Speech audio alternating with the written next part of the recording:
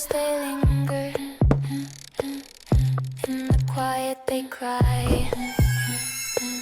Amy and Adam with a question. Why? Oh, why? Hearts wide open, mind so clear. Kindred spirits calling through the night. Empathy and logic guiding lost light. Kindred spirits setting wrongs to right.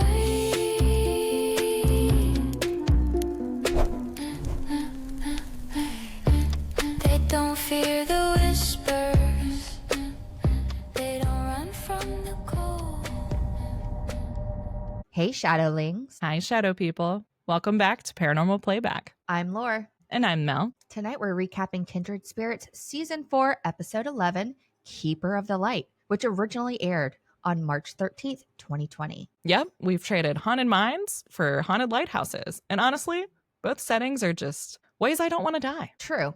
You either fall down a shaft or get dragged out to the sea. Either way, it's hard no for me. Immediately no. But before we dive into the episode, don't forget to hit that subscribe button, leave us a comment, or share the pod with your fellow spooky people. It really helps the Shadowverse grow. And we want your stories too. Leave us a voicemail on our spirit line at 404-981-4533 or drop a shadow tale at paranormalplayback.com/#shadowtales. Great job, Laura. All right, enough chit chat. Grab your lantern, watch your step, and let's head into this lighthouse haunting. All right, Shadow People. This week, Kindred Spirits takes us out from below sea level to, well, sea level. We're heading to Rose Island, just off the coast of Newport, Rhode Island. We open on a coastal scene in Newport, Rhode Island. Did you know that we're in Rhode Island? Well, one of them is Rose Island. Okay. Yeah. The island is Rose Island. Okay. Which is an island off of Rhode Island. But did I mention that we're in Newport, Rhode Island? Listen. We both knew that if either of us did the show notes, you would do too little and I would do too much. Yeah. Mel wants to ground us. And I just really want you to know where we are. We are in Newport, Rhode Island, just to let everybody know. All right. So Amy and Adam roll up with their luggage and take a small boat named the Starfish over to a 150-year-old lighthouse. Amy begins giving a bit of history on the location. She says they are heading to a 150-year-old beacon that sits on Fort Hamilton, a military base dating back to the Revolutionary War. The island is located 6 miles from any other land and has a dark and bloody past. So before we jump in to the history, Mel, would you like to take us through this old haunt? Yeah. Okay. It's this old haunt. Okay, Shadow People. Grab your ghost-friendly sweater and maybe a little Dramamine because tonight, Kindred Spirits is shipping us off to Rose Island, that lonely little weather-beaten sliver of land floating just off the coast of Newport, Rhode Island, in case you didn't know where we are for this episode. And this wasn't just a lighthouse. It was the federal government's one-stop shop for we don't know where else to put this. A fort with no war, a hospital with no comfort, and a lighthouse with one very emotionally unavailable man and some soup. Too small to matter, too weird to ignore. Rose Island is where America quietly stored its unfinished business and forgot to come back for it. But pick port or starboard, or just pretend you know which is which, and let's row our way into some maritime melancholy. Because this old haunt is heading into the Rose Island Lighthouse, where the ghosts are lonely, the waves are judgmental, and the only thing flickering faster than the light is the emotional stability of a man who's been cooking beans alone for 30 years. All right, Shadow People, let's add granite to our ever-growing list of haunted rocks, because tonight we're investigating a very special slab, Rose Island, as it was originally known by the, I apologize for my pronunciation of this, by the Narragansett people. It was called Conocoquit. Conocoquit. Conockquit.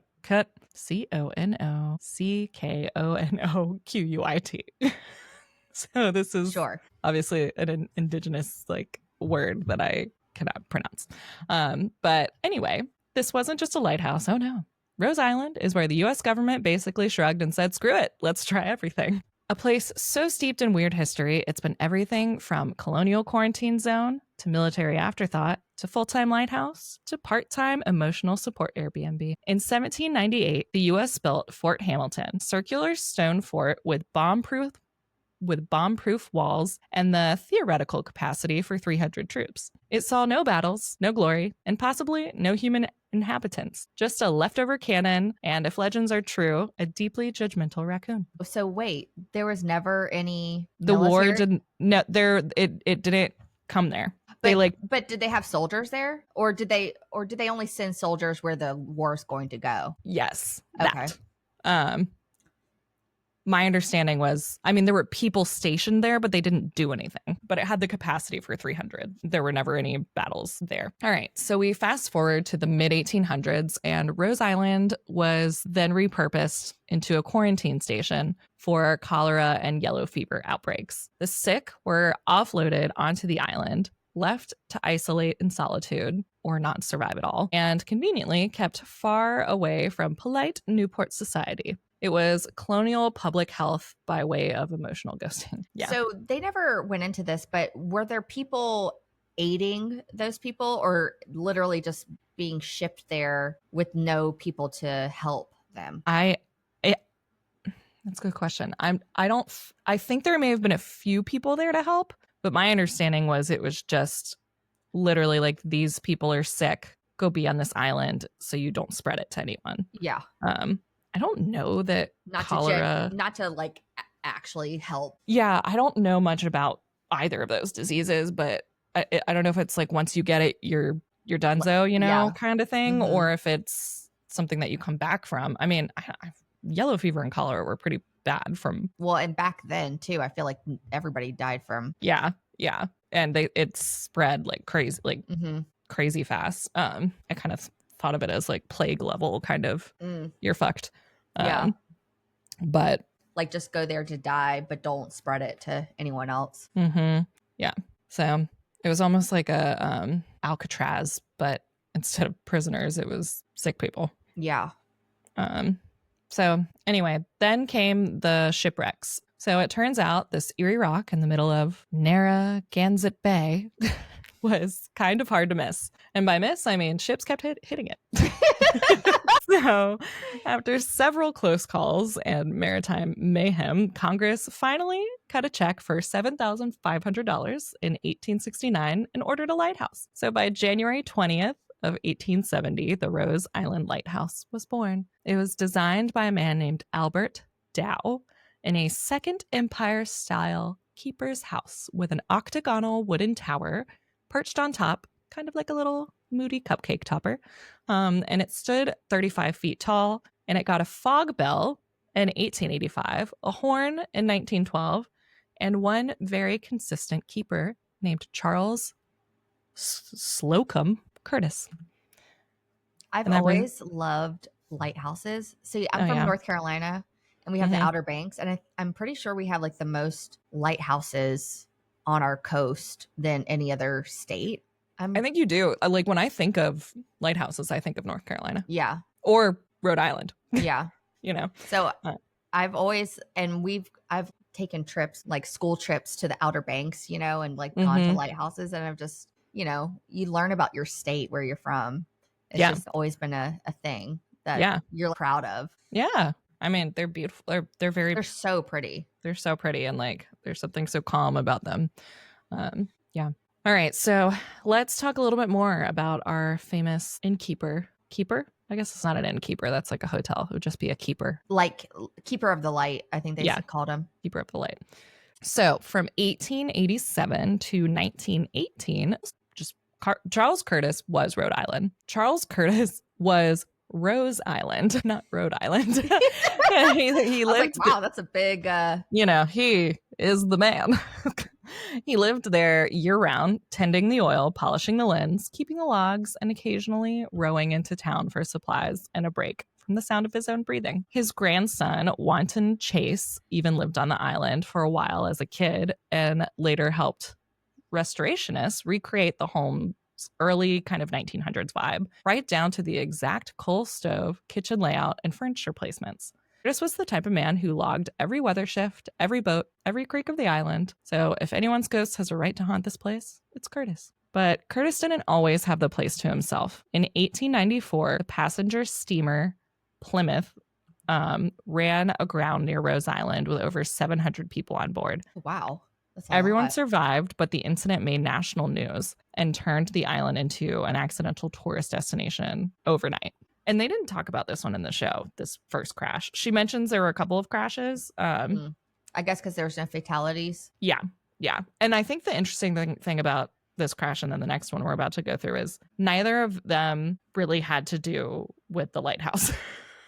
Like you hear shipwrecks or crashes and you think like, oh, did Curtis fuck up? Like, did what happened? Did he not light the lantern? Was the light not on? Like, oh, did you ever tell? I don't know if you did. This is a very random thought. Like on road trips, there were these like riddles you could tell. Well, I guess it's just a riddle. That was like the only one I knew. But the story was there was a man, and every morning he woke up and he turned off the light and he went downstairs, watched the news for an hour, and then went back upstairs, turned on the light, and then he killed himself. Like it's like a story, and then you say like what happened. Yeah, what did happen? So, well, there's an old man. He turns the light on, walks downstairs, turns the light off, walks downstairs. I'm gonna fuck this up. Oh, sees that there's a wreck. Yes, he's a lighthouse keeper, and he turned the light off. He goes downstairs to watch the news to see that there's been a shipwreck, and then he goes back upstairs, turns the light back on, and then kills himself because there was a big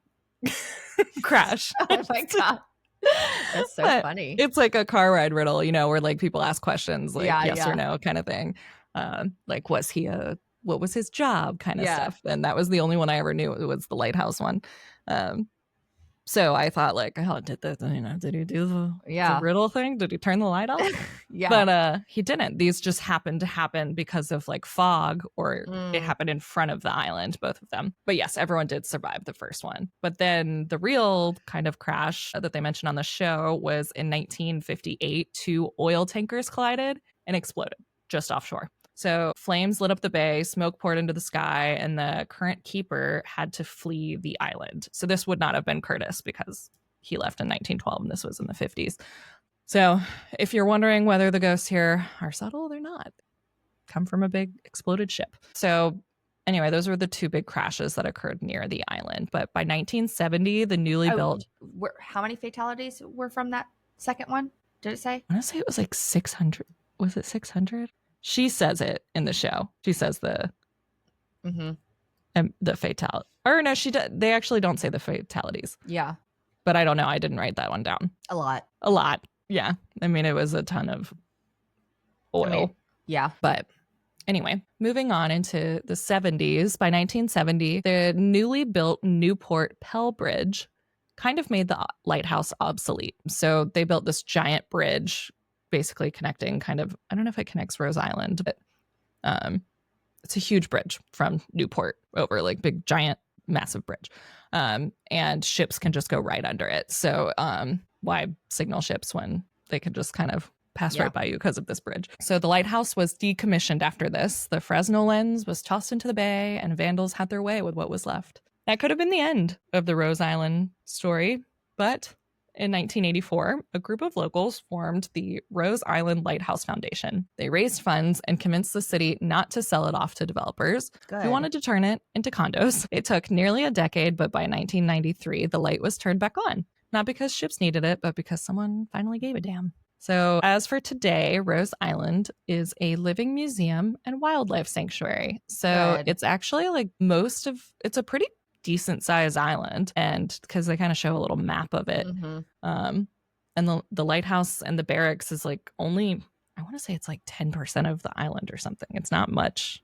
It's probably more than that. It's probably like closer to 30%. I love the the rocks on the beach. How they're all like, it's not just sand, it's all there's like smooth rocks. It's very pretty. We love rocks here. We do. At Paranormal Playback.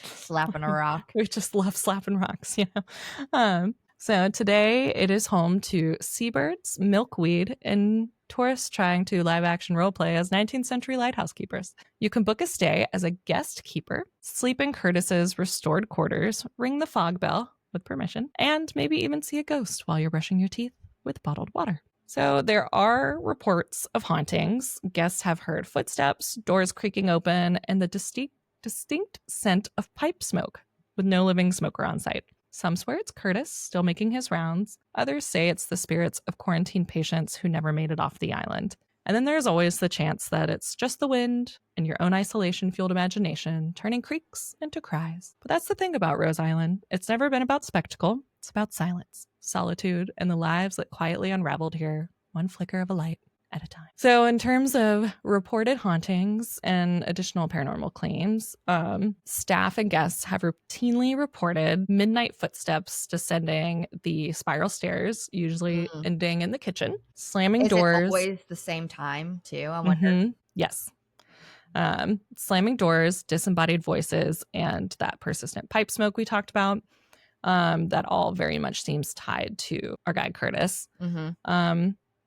There was a haunting storm surge, 1938, that apparently unearthed graves behind the fort. Oh. So it kind of triggered these tales of bodies coming in with the tide kind of thing. But they mentioned being two giant unmarked graves. Unmarked? So they're probably from the whole quarantine era. And then I guess once ghost hunters, I don't know if this is the official ghost hunters, but ghost hunters once photographed what looked like Curtis's reflection and experienced activity in the barracks in one quarantined chamber. So what do you get when you mix government neglect, maritime isolation, and a guy making soup for one? A lighthouse with enough leftover feelings to fill 100 journals and exactly one rusty pot of beans. Whether Curtis is still here or not, Rose Island proves that sometimes the past doesn't come back to haunt you. It just quietly refuses to leave. That's it for this episode of This Old Haunt. Leave the light behind you. Or don't. He probably already did. Yay! Okay. All right, so we're jumping back into the history now that Mel took us through that lovely This Old Haunt. Amy notes that the location was once used as a quarantine hospital and that Rose Island is believed to be filled with unmarked graves from this time period, which Mel went through during This Old Haunt. Today, it is open to the public as a museum. We cut back to Amy and Adam on their maritime journey, passing by old pirate ship-looking vessels as Amy walks through the history a bit more. She states that there was a huge cholera epidemic in Newport, and the island was used to put the victims so they weren't spreading cholera to the rest of Newport. Adam asks, why them and why now? Meaning, why are they bringing Adam and Amy to this island? Like, Adam's like, cool, cholera. What does that have to do with us right now? Yeah, like, why are we here now? Because if you think about this, Amy and Adam are legitimately investigators. So they go to these locations trying to figure out what's happening. They're usually being called for a reason. So that's why he's asking this question right now. Amy notes that they have guests that come to the island and are having experiences. And due to how remote it is, they want to take care of what's going on. So it's kind of scary for them. So once they're on the island, it's not like they can just hop in a Uber and like leave when they want. So once they're there, they're isolated. Yeah, and the island is 6 miles away from any other land. So you can imagine if like you're there and you start experiencing paranormal activity, that's pretty scary. Yeah. And I imagine there's like a ferry that you would have to wait on or something. Oh yeah. And I'm sure it only probably comes twice a day. You know, I'm sure it's not like comes when you ask it to come. It's like particular times of day. Amy then walks us through the 3 main areas of the island that they plan on focusing on, which are the lighthouse, the barracks, and the shoreline. We see an aerial view of a map of the island.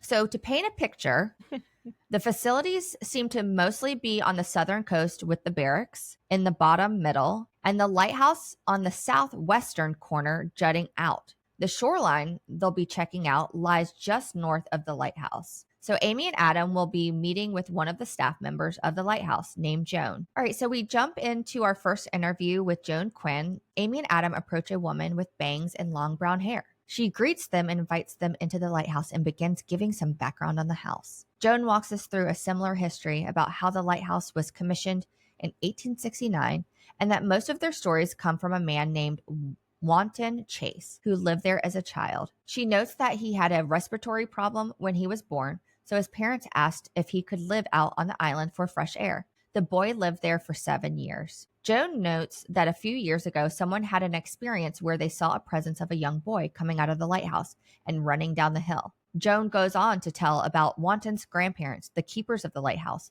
Charles Curtis and Christina Curtis, and how he was the longest lighthouse keeper in its history. Adam goes on to ask Joan if there have been any other paranormal experiences in this space. Joan tells us about how the assistant keeper lived on the second floor and would change shifts at midnight. So people often say they hear footsteps on those floors and see figures stop in front of this small stove in the kitchen. And apparently, because after every shift, Charles Curtis would heat up a cup of warm milk for himself.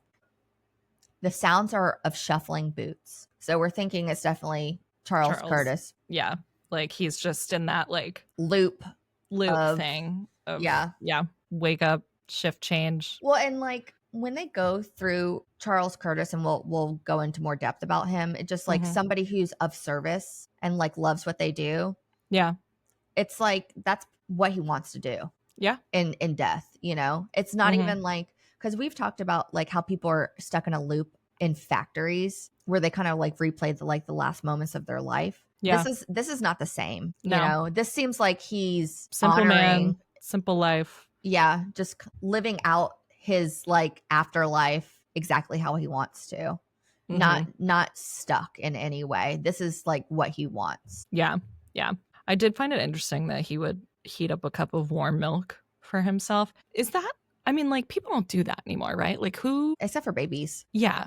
You know, was that just like a help you get to sleep kind of thing? I feel like it is. Warm milk. Maybe it was just what they did to help them fall asleep. Yeah. I mean, I can't imagine it being for any other reason. Yeah. It's not like it's pleasant. Yeah. I just, it's not like gotta have some warm. Yeah. So Joan continues to say that patrons have said that they tend to see a shadow of a person in the windows, as well as hear what sounds like someone tapping on the window from outside, and there's no one there, which is really creepy. These incidents occur mostly at night, which usually happen across the board. Except for those rare daytime cabinets slamming open. Oh, I've been watching the Conjuring movie came out today. Oh, I know. We need to go see it together. Yeah. So I watched the first Nun last night and I started to watch Annabelle Creation. I watched the first Annabelle and I just like don't really care about the Annabelle story. I don't like the Annabelle story. I don't care about the Annabelle story. But the nuns like three of them. The nuns scared me. It was creepy. And when I watch scary movies by myself, I just mute it.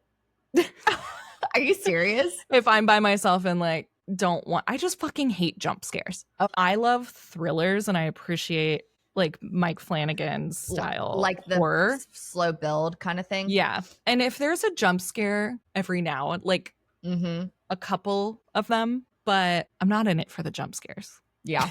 So I sit there and I'll turn it down and have the subtitles on so I could still that like is so funny. I know. Because it's just the music. It's that the like music. It's what builds. It's what builds the tension and the tension. And I'm just like, I was watching that and there's so many jump scares in the Nun, like that's the I know point of it. Yeah. But Wright came in and I was like, and the Nun has a creepy fucking face. I know. Really creepy fucking face. And I was like, are you gonna protect me from scary nuns? And he was like, from that thing? That thing is not scary. He's just so annoyingly rational that I was like, that's not the answer. Can I just be like, of course, dear, I'll protect you.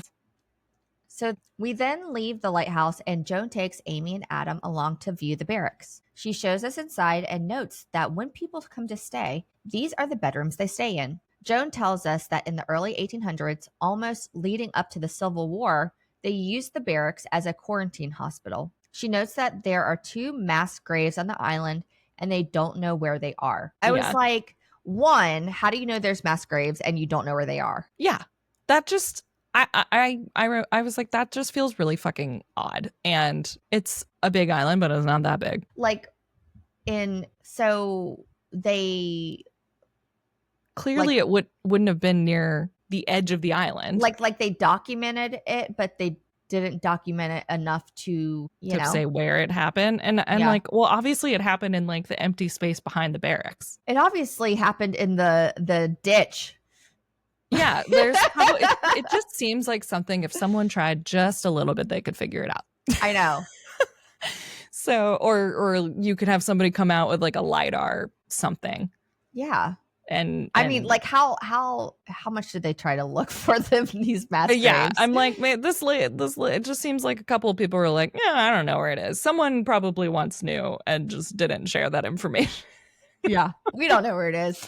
I'm like, we're not gonna try. Graves, like I and of how many people in each? Like, what Yeah. are they? What are they? You know, I mean, What obviously, I understand what they consider a mass grave, but like, Yeah. what on? Are we what in talking these like terms? 40 people, hundreds of people? Yeah, Like how many people? yeah, that's crazy. Mm-hmm. All right, so Joan reminds us of the cholera and typhoid outbreak. I thought it was yellow fever. I think it was a few of them. Yeah. So Joan reminds us of the cholera and typhoid outbreak that caused people to be quarantined on the island.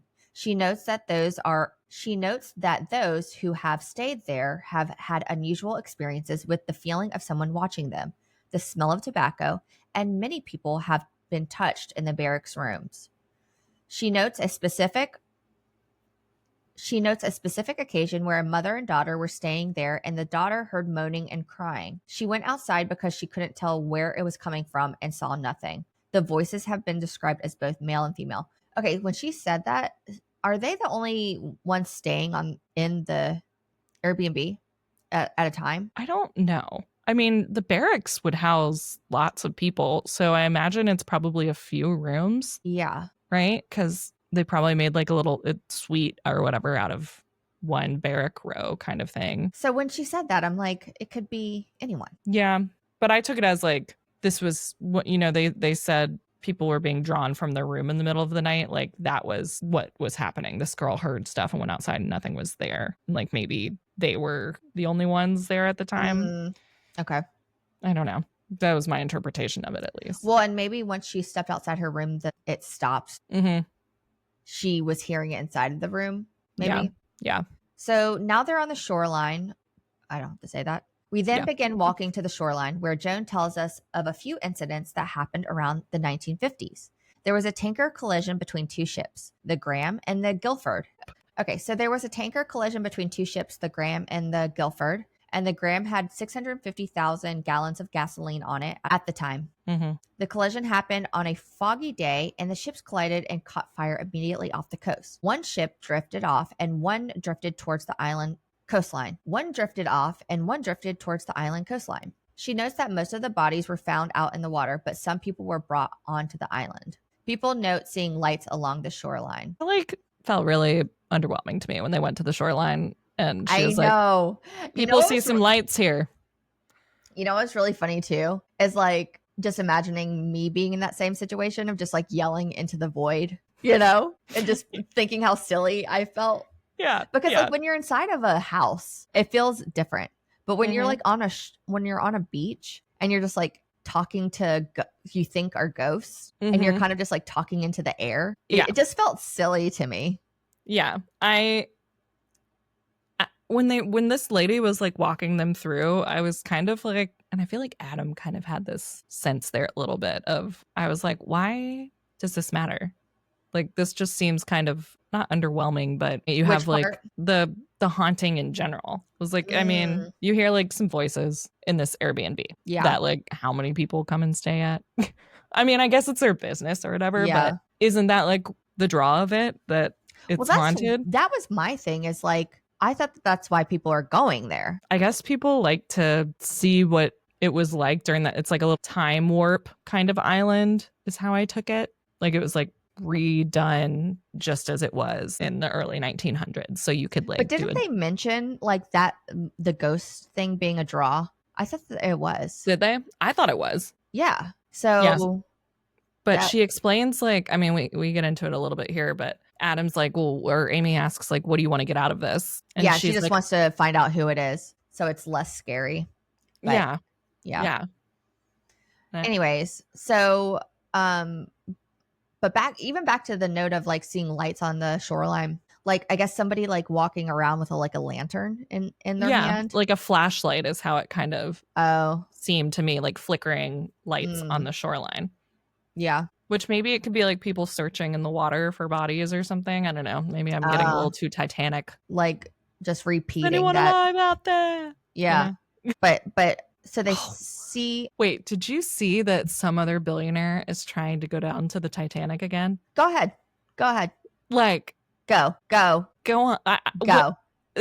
Go. Just like, please don't take a kid that's like terrified and doesn't want to go. A poor kid. Just take people that want to go. Yeah. Who are above the age of 18. It does seem like the vessel is at least like whatever approved that it's supposed to be, but just poor kid who didn't want to go. Yeah. Can you imagine?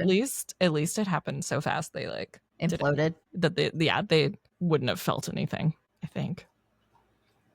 It's my understanding. It happened so fast. Vaporize, crushed, vapor, implode, explode, implode, explode.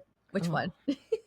That's a good one. I guess they would be kind of the same. I feel like you implode and then you explode. So I'd rather explode because I feel like it's one fail swoop. I think imploding, you like... No, you're just crushed to dust. But then it goes... But I guess you don't feel it after it goes that way. Right? Yeah. Well, you're just like, no more. You're dust. Oh, God. The pressure's just so intense that you're just literally turned to dust. I know. Like, oh, God. Why would you ever want to go into... First of all, I cannot even with like... I have nightmares about going into space. Space is fucking terrifying. Terrifying.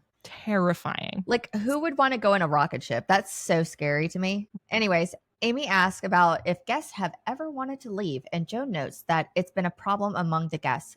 Some cancel, not wanting to finish the stay. After the tour, Amy and Adam ask Joan what she is hoping to get out of the investigation. She says that she'd like to get some answers and whether or not they should be afraid of the activity. So as we head into the investigation for night 1, Amy notes this unsettling feeling that they will be the only living things on the island, which means if they see or hear anything, they'll know it wasn't because of them, but from outside forces. Mm-hmm. I also saw that Annabelle's been moved out of the Warren's house. Like, I just saw that today. I don't know why. Like, where are they putting her? Well, because I think he's going to turn the Warren's house into an Airbnb. So he probably doesn't want Annabelle there. I wonder if he's going to make it like a separate museum. Yeah, I thought it was going to be both, like a museum and an Airbnb. But maybe all of that stuff is like too expensive or whatever to like leave with random Airbnb people. Yeah. But yeah, because it's not like a B&B where there's like a host there. Yeah. Yeah. It's an Airbnb where it's like unsupervised. Mm-hmm. Yeah. Did they ever find out? They never found out how Mark. What his cause of death was? Yeah. They said it was cardiac. It was cardiac arrest, natural causes. That's so crazy. Yeah. Yeah. Okay. All right. Moving on into the investigation. All right. So Amy and Adam begin to plan out the first night of their investigation. Amy notes that the barracks would be a great place for them to do a spirit box investigation due to the fact that they are bomb-proof buildings with very thick walls, so they know that no possible interference could be happening with the equipment. They also gather their SLS camera and head towards the barracks. A bit of a reminder here, the SLS camera analyzes thermal temperatures and light frequencies, as well as detects anomalies invisible to the human eye. So this is the Xbox Connects one, right? The stick figures. Yeah. So, but they never really show the SLS on Kindred Spirits, I've noticed. Yeah. I don't think they ever got any evidence, but yeah. I saw Adam holding it up, but there was never like a point in time where they were like looking at the screen because I don't think they captured anything. I love how they use it a lot and there's not often stuff, but like Zach uses it and there's always something. Yeah. Like always. Yeah. So anywho, as our duo are walking towards the barracks, they note that Joan mentioned this being the area with the most activity. So Amy and Adam are clad in their New England rainy best, think like a wax jacket kind of look. And they have these cute little lighthouse lanterns that they're carrying. And we see them approach the doorway of the barracks, and Amy stops Adam saying, Do you hear something? Amy hears a growling voice, and Adam says, this seems like the perfect place to start. So Amy notes that the growling voice sounded like a man that growled almost as if they kind of found him out or something. You know, like they Ew. walked in on him. I don't know. They just found him out. Walked in on him doing what? I don't know, but that's what she said. You know, it's lonely on that island out there. So they set up shop and begin an EVP session. Amy introduces herself to whoever is in the barracks, saying they sounded unhappy when they walked in. She asks about the history of who is still on the island that are non-living. She tells the spirits that they are trying to figure out what time they came from. And after a few more questions, we sort of go to review the recordings. So we replay the moment when Amy asks who among them is still there that is not living. We hear a loud staticky sound, and Adam hears mother. I will say the second time they played this, I did hear a whisper. The first time I was like, what? I didn't hear anything. I heard a loud staticky like burst. Yeah. But the second time they played it, I was like, okay, I kind of hear it. Maybe because I had my air conditioning on. I couldn't hear Yeah. anything. So Amy and Adam decide to then split up and do the spirit box session that way. So they decide to do them individually and not even ask questions, but just record what they hear in separate places at the barracks. So Amy sits in one room with headphones on, and Adam is in another and blindfolded with another pair of headphones. And they both just begin kind of saying what they hear. So Amy starts by saying, I'm tested. The war. Adam says, 5 people. Amy, the boat went over. Sorry. Adam says, save me. Adam then says that someone just tapped his headphones and he feels uncomfortable where he's sitting. We then go back to Amy, who says they're gone. Adam says he hears an explosion. Amy hears so many voices. Adam again says, look around. And then he asks if someone is standing next to him and kind of like creepily takes off his blindfold to look around because he says someone just hugged his jacket. We then go back to Amy and she says, help me, as Adam is asking who is touching him. Amy then walks back into Adam's room, kind of startling him because he's blindfolded, and they debrief on what they just went through. They head back up to the lighthouse to chat through night 1 and the evidence they've gotten, the mother EVP, and then some sort of boat-related incidents. So they both are clearly getting activity. You know, they both heard mother, and then Amy is like, well, a lot of the stuff I was hearing was very much boat-related, and Adam was being touched where he was. So the two discuss how they will do some major research the next day and then come back for night 2 with a plan. See, I like how what I love about the way that they investigate is it's not like a one size fits all, like how Ghost Adventures kind of does it. Yeah, they throw everything. They throw the whole kitchen sink at it in Ghost Adventures. Like well, every and they piece kind of equipment. assess the situation too. You know, like what will work best for this. And they've done this before where they've both been doing the spirit box at the same time where they did it here. And I've seen episodes where they're like the ghosts are talking to each other. Interesting. Like she'll say something and then he'll respond, but they're not in the same room. It's like the coolest thing. This is one where I struggle with the edit a little bit when they're doing this, where I'm like, did they happen that sequentially? You know? Yeah. Like, because like you said, they do make it seem like they're responding to each other. They're responding with each other, but you know how much dead space we trim out in this stuff, you know? So I'm like, how long between the question and the answer was really there? Like, of course, we'll never really know that. But yeah, it is interesting. The like blindfolded, like, I do think that's a very cool approach. But there's that part of me that's like, this is still a television show. Yeah. But they are very good about acknowledging, like, hey, this was what I heard. This happened at this time. Like, I do appreciate that they kind of call out what they think is something and what they think is not worth going into.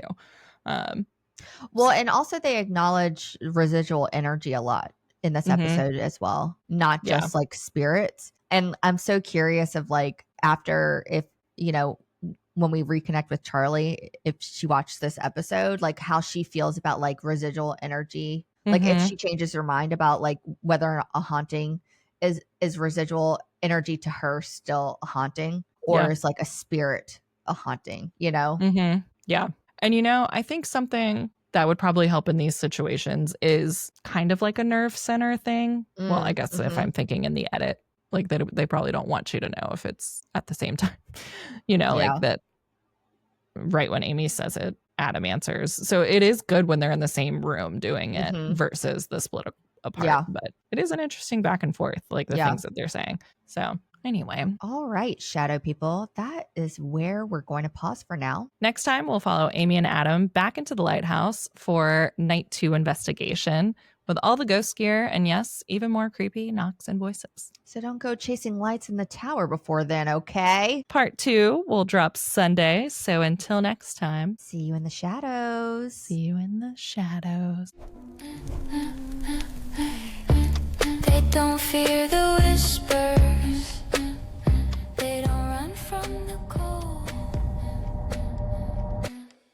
They're a bridge for the broken, a hand for the old. Kindred spirits.